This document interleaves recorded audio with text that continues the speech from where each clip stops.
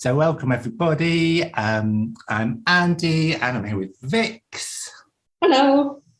Vix. And Vix is Vix helps people with perfectionism and with something called authentic relating. So I'll ask a little bit about that, and we'll continue our exploration around where we can connect more fully and joyfully to ourselves and to each other and to the moment, what's happening.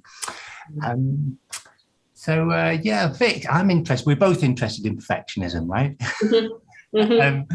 And I think I'm right in saying that that's because both of us have that particular trait, right? That part of our own personal. Yes, that's right.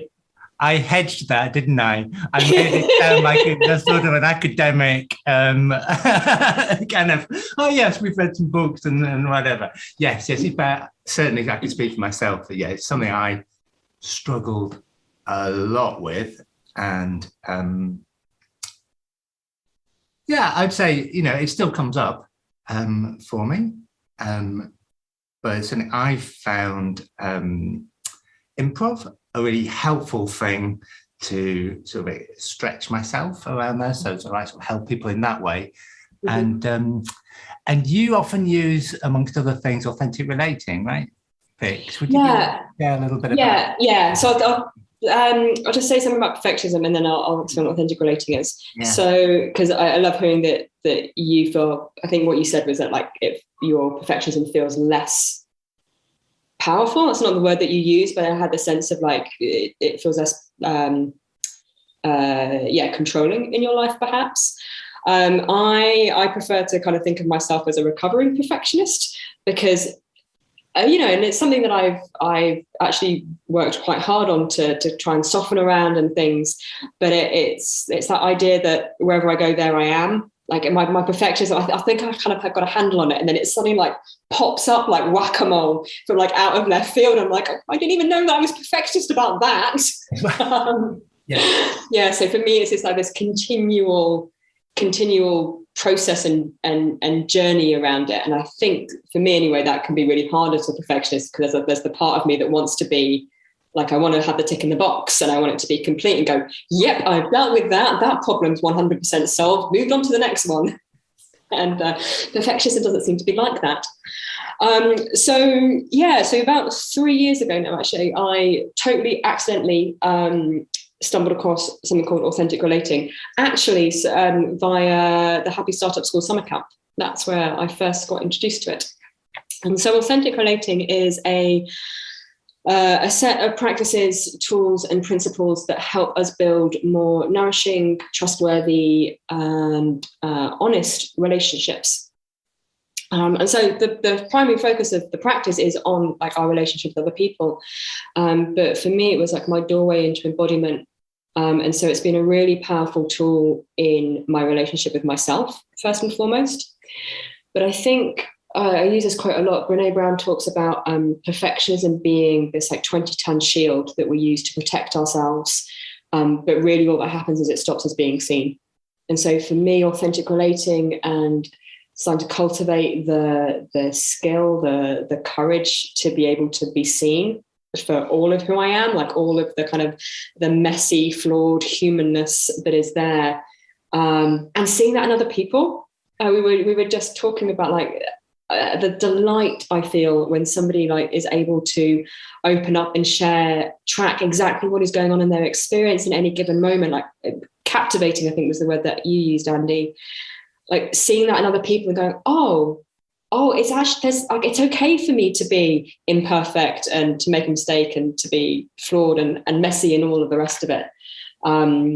So for me, like there's something about this like practice of authenticity, which is somehow feeling very whole and complete, even if I'm not finished.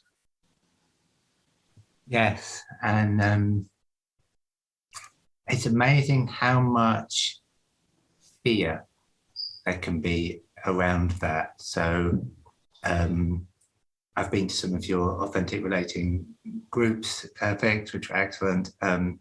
And also my experience with improv, like to go into a setting for me, I'm like, well, okay, what are the rules? How do I do this? How do I get a gold star at this? And for the teachers to say, well, just be who you are, do what you want, kind of thing. I'm like, whoa, like that was really mind-blowing for me. And yeah, I think as we grow up, we sort of learn, or my experience is that we kind of learn which parts of us are acceptable and which parts aren't. And then we go, okay, so it's okay if I can reveal this, this, and this, and that's okay. But this, and that needs to stay hidden. So that process of becoming whole again, as you say, it's partly stretching into those areas that we've kept hidden, which can bring up a lot of stuff. Yeah, I mean, I basically think that perfectionism is some kind of trauma pattern, and whether that's, like mostly for most of us, like little t trauma. But yeah, like it's a response. You talk about the fear. It's for me anyway, it's a way of controlling the world.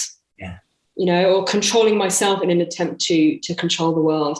And I think the fear that you mentioned in both authentic relating and improv is there's a sense for me of letting go of control. It's like I can't predict, I can't plan what I'm going to say and what I'm going to do. Because authentic relating is very much about revealing what is true in the present moment, like making the implicit explicit.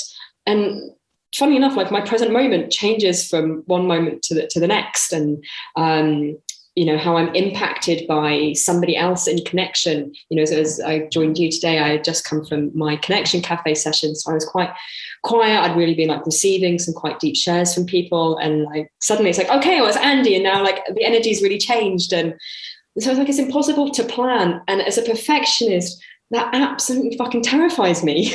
I'm like, I want to plan. How do I know if he's going to be okay if I don't know what's going to happen? Oh, yeah, right. Yes.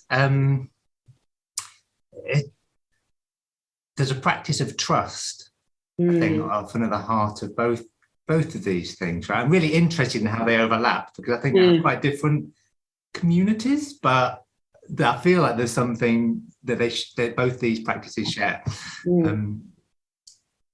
Trusting that I don't know what's going to happen, but I will handle it when it happens. I will work it out as I go along. Yeah, learning to trust that part of us that like wants to be vulnerable.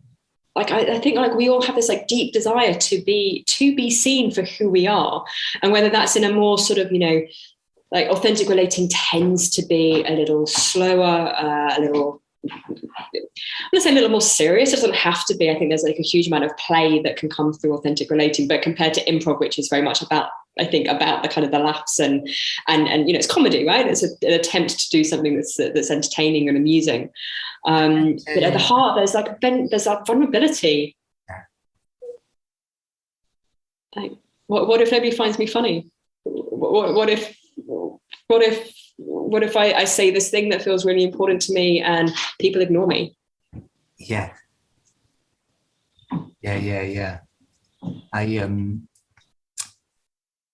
One of the things we spend quite a lot of time on in improv actually is trying to get around this. We're often as adults, people come with an idea of like, the idea of this is to try to be funny and to come up with something amusing. And actually, the whole practice, similar to authentic relating in a way, is to try and go, no, don't try. Like if we can practice not trying to be funny, but just allowing ourselves to be seen, then being human is just such a mad, crazy thing. Like if you kind of allow yourself to be seen, then the laughter and joy happens, but only when we kind of can trust and allow that to happen. Yeah.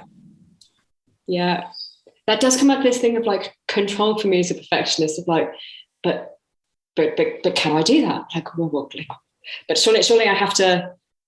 My sense of it is I have to perform, or that somehow that there are these expectations of me. Like I have assumptions about how people want me to be. And I definitely spent a lot of my life trying to figure out, what is it that you need me to be right now? And I will be that for you. You know, I can do that. I can perform that. And this practice of softening or letting go, like loosening around the perfectionism, is kind of, starting to let go of the need to hold on to it all that tightly, and be like, oh, I can be responsive in the moment. Like, I've got enough to me to respond to what is happening. And it's okay to say, I don't know. Like, it's okay. It's okay not to have an answer. Like, when did we like absorb the lesson that, like, I always have to have an answer and it has to be right? Yeah. Or there even is a right answer. Yes, totally. I think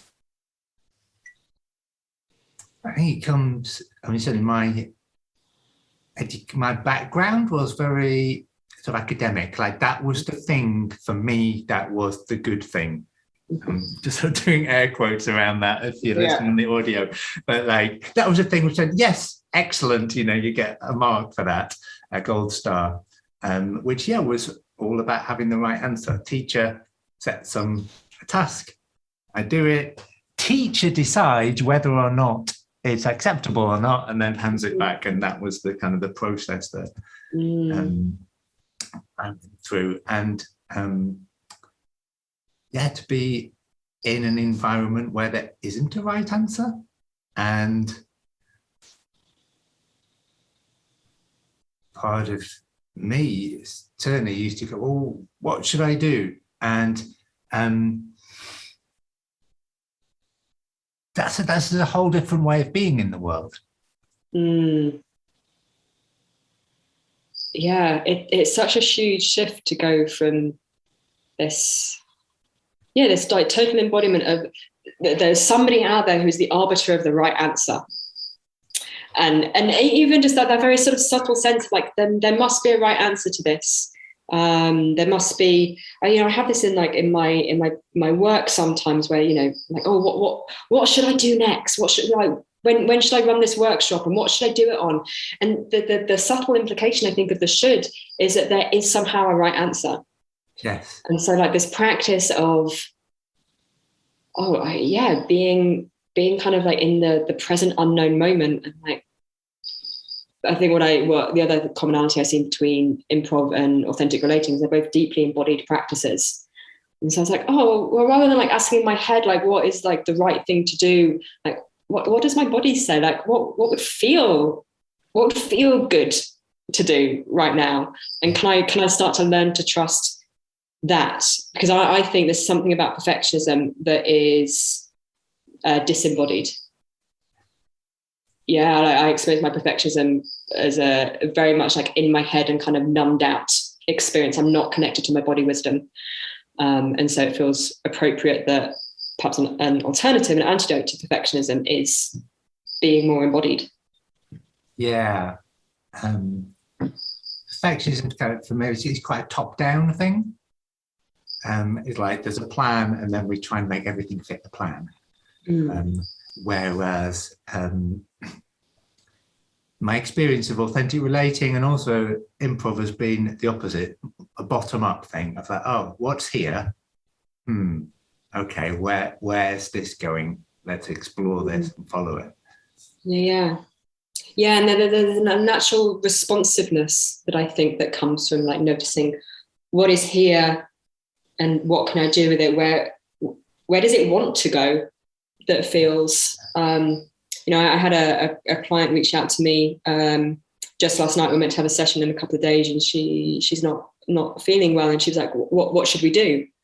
Right. And all I did was go back to her and I was like, "Ask your body, not your brain, what feels like the best thing. What feels the most good to you to do." And she came back. She's like, "I want to do the session." Right. Boom. Like it can be that simple. But like she had really got in this like whole kind of like, but I wanted to do this, and what about that? And like this kind of like real like head paralysis of trying to think of like, what is the right answer? How do I optimize this? Yes. Rather than what might be the thing that like feels good in this moment. Yes.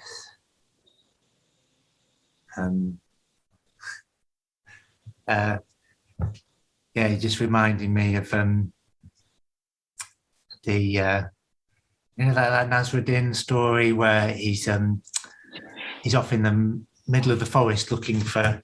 No, he's under a lamppost looking for his key, and he can't find it. And then someone says, "Well, where did you drop it?" And he said, "Well, I dropped it in the forest over there." So why are you looking here under the lamppost? And he said, "Well, it's just there's more light here."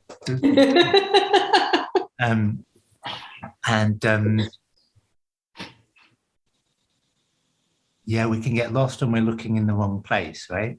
And my experience in both improv and life has been when I've been overthinking something. You mentioned that numbing. Like sometimes the more I think, the less I know, because it's actually taking me further and further away from the place where the answer actually is. I can't feel it anymore. So even if I have a quote good idea that would have felt great an hour ago, now nothing feels great because I've got all I've numbed out to it. Yeah. What I really love about that story is, like, of course, somebody would want to spend more time looking in the light because the forest can be dark and scary, and we're not often given maps for how to be in that kind of dark and something, sounding a little bit like chaotic about forests, right? They're not like nicely organized like streets, or they don't have signposts and things. And so I think what I love about authentic relating, or what I've enjoyed about the comedy improv that I've done with you, is it starts to give me a map. It starts to give me like a set of tools by which I can start to navigate this new landscape, and it starts to feel like a little bit less scary, or a little bit more comfortable to be in, because I start to kind of understand the landscape a little bit more. I have a map to navigate. Yeah, that's nice. Yeah, thank you, Vix. The image that came to my mind was a compass. That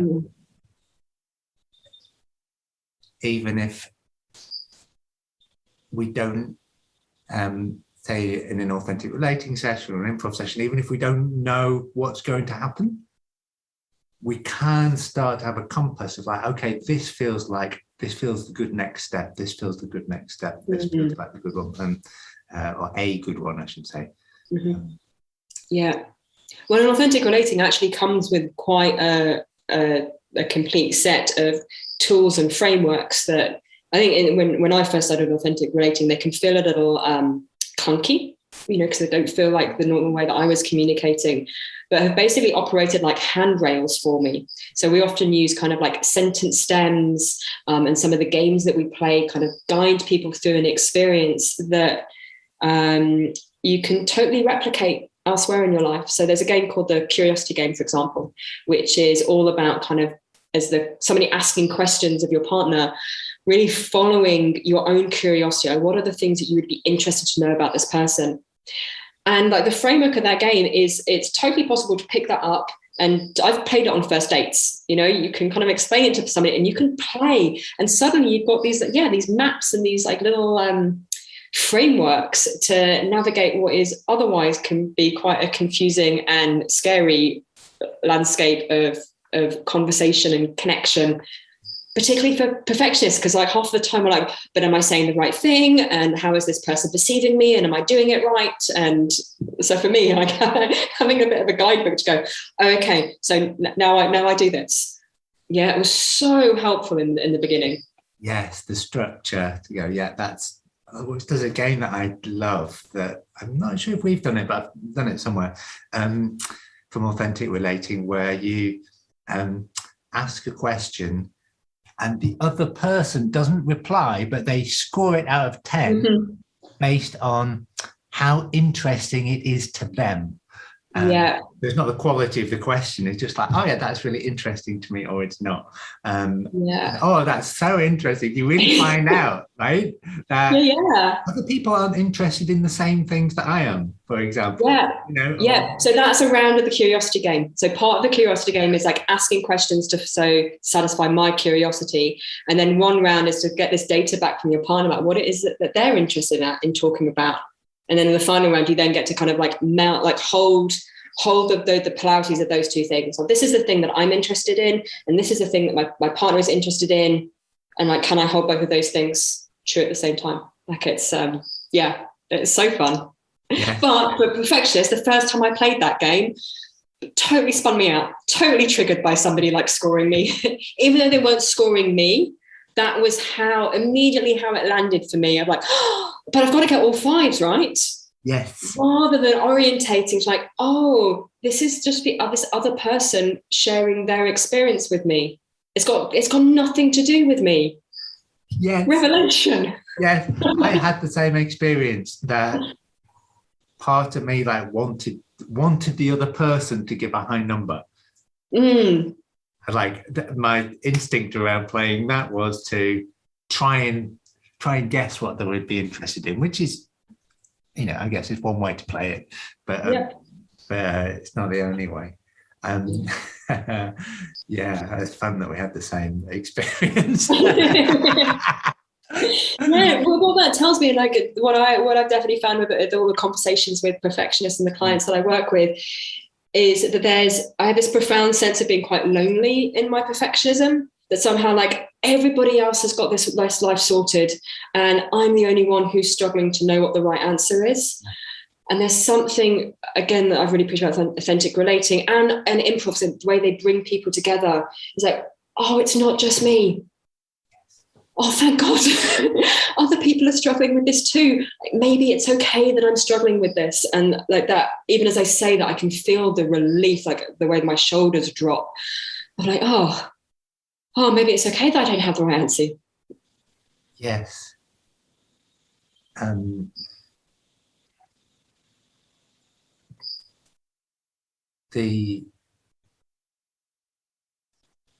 There's a paradox, isn't there? I think this is from Brené Brown, that the thing that helps us soften around our fear of perfectionism is belonging.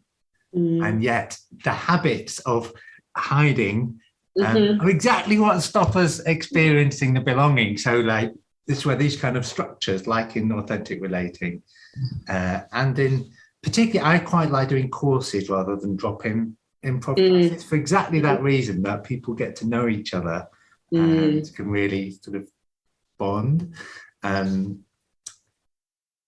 That feeling of being accepted and belonging is what can start to loosen those tension patterns. Yeah, I love that, and you know, I've seen that happen so many times, and it takes some courage. It takes like being in that fear we were talking about, that the kind of the vulnerability of like, I don't know how this is going to go. Yes. And leaning into the unknown of what happens if I do this, the unknown. Yeah. And there's something that came up for me. You were talking about the forest and going into the dark and it being uncomfortable and scary. And you just mentioned courage there as well. That part of the perfectionist trap, I think, is imagining that there's a path with no discomfort attached to it. And if I can just find the right thing, it's going to be a path of complete comfort. And one of the parts of, I think, both of these practices is gently learning to tolerate a little bit of discomfort in doing it. And it gets easier, but that is part of doing it, right? It's in authentic relating, the kind of the core principles of authentic relating we describe as practices, because they are this like constant, like every time I open my mouth to reveal something, and something vulnerable, it's scary because it's vulnerable. Like I am taking a risk, and that I've learned never goes away, and actually has started to orientate me to almost the other way around of like that, the aliveness that comes in that moment. Like, oh wow, this is something that's important to me. Like whatever it is I'm about to share, this is something I care about. And that sense of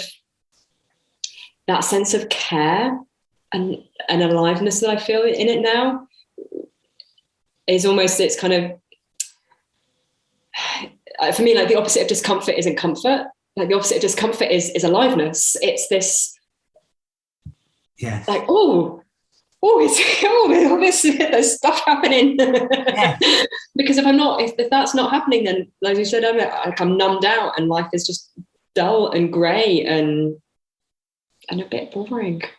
Yeah, right. Right, I don't think that was very coherent though. I sort of disappeared in a couple of different routes, but hopefully you kind of got my meaning. Yes. Well, I think I did. What I was getting was that although that feeling, I think you called it feeling scary, like keeps coming back, it's actually, you've been experiencing it as more a sense of aliveness than something to avoid. Yeah, absolutely. That it actually helped me orientate towards what are the things that I care about, what are my values, what feels important to me. Because if I didn't care about it at that moment, I wouldn't be scared, you know? Yes. Like there are plenty of times I've showed up and I've said something and I'm like, oh, that was really easy. And it's felt flat to me, and I can tell it's felt flat to other people. But yeah. I've been in authentic relating classes where I've sort of cheated. Like I've sort of said or done, shared the thing that I thought was, not quite the right thing, but it was just like, oh, this is the kind of thing someone would say in this situation, kind of thing. When we do that, we cheat ourselves of that connection to ourselves. Yeah, absolutely. And really, isn't that what we're all just kind of chasing? It's like a deep sense of connection and aliveness in ourselves, and a deep sense of like meaningful connection with the people in our lives. Like when it comes down to like what more are we really wanting in this life? But perfectionism, I love the way you said, like it cheats us out of it. It like cons us into thinking, oh, if we can only like find the path and control everything around it, then like that's what a good life looks like. And I'm increasingly realizing actually, for me, a good life feels alive. It feels messy and confusing and exciting and sad and all of the different things at the same time. Like it doesn't have to just be like one clean, organized thought. Yes.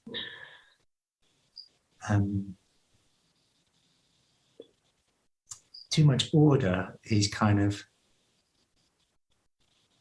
dead, right? Yeah. And then, like, I think so. Another part of my work that we've not touched on is I'm obsessed with cycles. So the cycles that kind of live within us and around us. And I think if we look to nature, there's nothing that's like ordered. There's no sense of at least linear order in nature. There's a sense of like cyclical coherence, I would say, rather than order, but like straight lines and like it just doesn't exist. And I think the way that we live, the way that our society has developed over the past few hundred years has us believing that we can be machines and that somehow everything can be ordered and controlled and turned on and off with the flick of a switch. And And it's not like that. I don't think. I think we're natural beings. We're messy and chaotic and beautiful and coherent and all of those things that we see out in nature. Yes, the metaphor from industrial society of people are a bit like machines, get us very lost, right? I mean, it has many wonderful things, perhaps in some forms of medicine and so on, but in terms of living our lives, it can be quite damaging. Yeah. Just had this image of if we treated plants the way that we sometimes treat ourselves, like there's a flower growing, so that's not right, and come on, grow taller, be more blue. Yeah. Here in Bali, like the frangipani trees don't go straight up. They kind of grow out and they lean over. And what the Balinese do is that they support them. They literally they get these planks and they prop up the tree to support its weight and to allow it to keep growing. And so these beautiful trees kind of grow in like this kind of zigzag, and then there's a beautiful kind of like foliages. But they're the total opposite of straight. But rather than like trying to straighten them, the Balinese are like, oh, it just needs a little bit of help. It just needs something to like lean on and take a little bit of the weight, which I think is such a beautiful metaphor for perfectionists, because I've definitely spent most of my life I need to do it all by myself. Yeah. Like I couldn't possibly ask for help with something. And it's actually one of the reasons why I really appreciated you like suggesting that we have this conversation. It's like, oh yeah, like I can collaborate with people. This not only can that be beneficial, like it can be fun. Like I'm having so much like I feel like the delight on my face and in my body as like we're talking about these things. Like, oh, it's alive. Okay, this could be cool too. Yeah, it's beautiful. I'm reminded of the Ram Dass thing. We talk about going to a forest and like, we don't go around the forest like criticizing the trees for not being the right shape, and but we just like, okay, that one's a little bit bent this way, and that one's had to clamber over some rocks, and this one's. And I don't know about you, but those are the ones that I find most interesting. Yeah. I'm like the straight up and down ones in the orchards. I'm like, but like the gnarly old ones that have like clearly survived all sorts of stuff and have been like resilient and adapted and climbed over stuff. Like those are the trees that I could just spend hours like hanging out with and looking at. They're interesting. Perfection's so boring.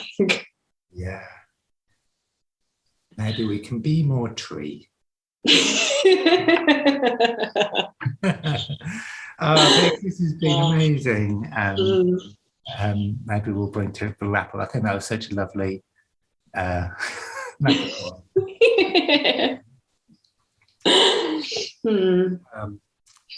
Thank you, Vix.